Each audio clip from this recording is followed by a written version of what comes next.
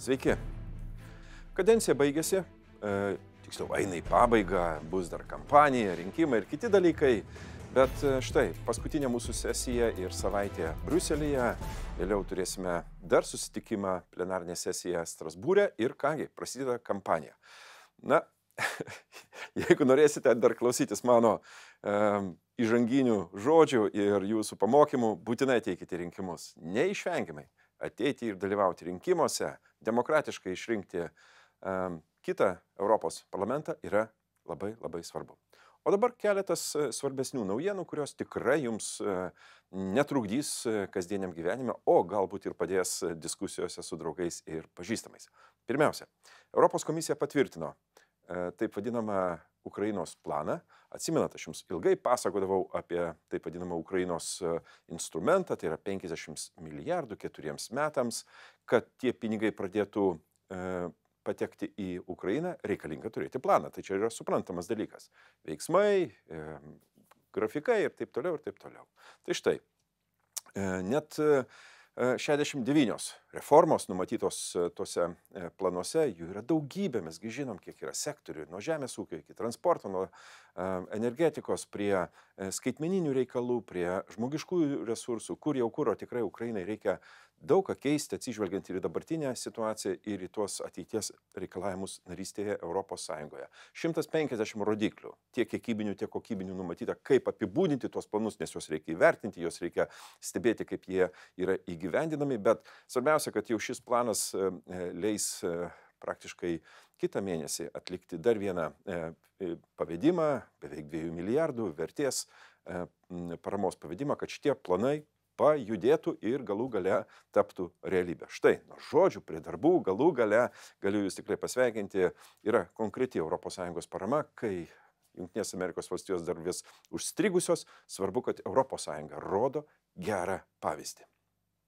Kągi, 17-18 balandžio, štai trečiadienį, ketvirtadienį vyksta Europos vadovų taryba, susitikimas, vėl aptariant svarbius esminius klausimus, o jų yra keletas. Tai yra ES konkurencingumas, taip, arba, sakykime, vidaus rinkos reikalai.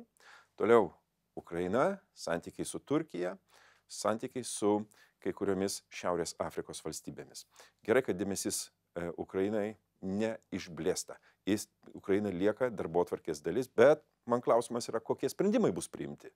Ar vėl tik tai žodinis solidarumas, o galbūt bus priimti ir kiti sprendimai, realūs, reikalingi sprendimai.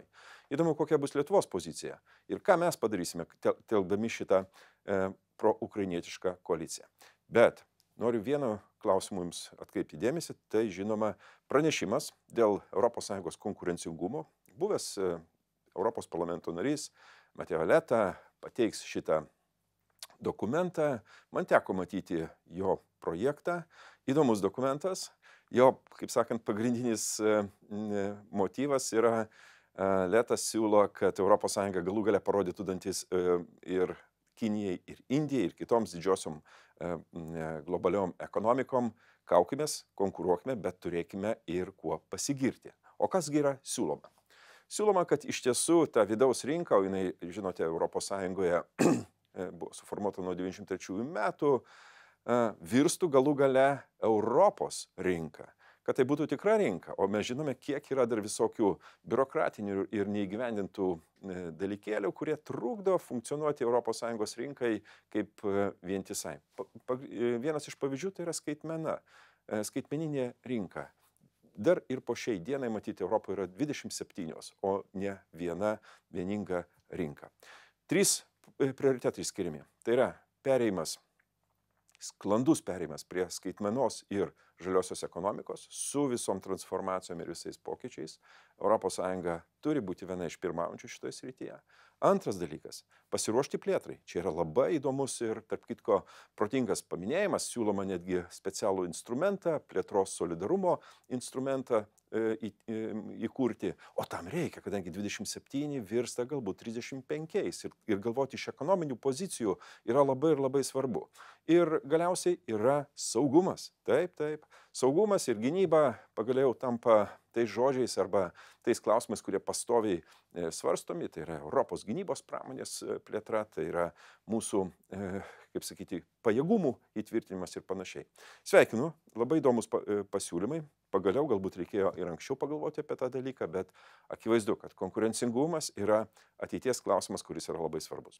Manęs dažnai klausia iš tiesų apie susidariusi situaciją, kuomet Iranas atakavo Izraelį. Kągi, ko reikėjo tikėtis? Iranas yra tos blogio ašies, Rusija, Šiaurės Koreja dalis. Anksčiau ir vėliau tai neišvengiamai turėjo atsitikti, nes pats Iranas neturi pasirinkimo. Ką žino, kokie tenai buvo susitarimai, kokie buvo planai, bet žinoma, Irano ataka nepasiekė tikslų, labai gerai, vakarai padėjo.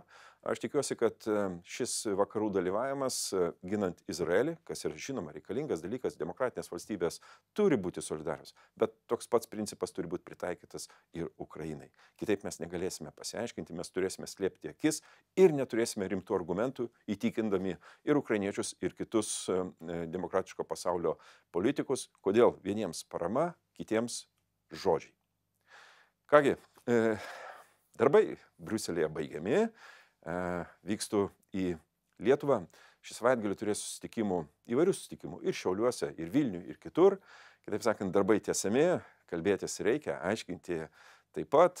O įdomiausia, tai žinoma, sugrįžus Lietuvą matyti tos pokyčius, kuriuos Europos 20-metis, narystės 20-metis atnešė į Lietuvą. Netoli tą dieną galėsim smagiai paminėti, pasikalbėti, apibendrinti galbūt kai kurias svarbiausias tendencijas ir mesti žvilgsnį į ateitį.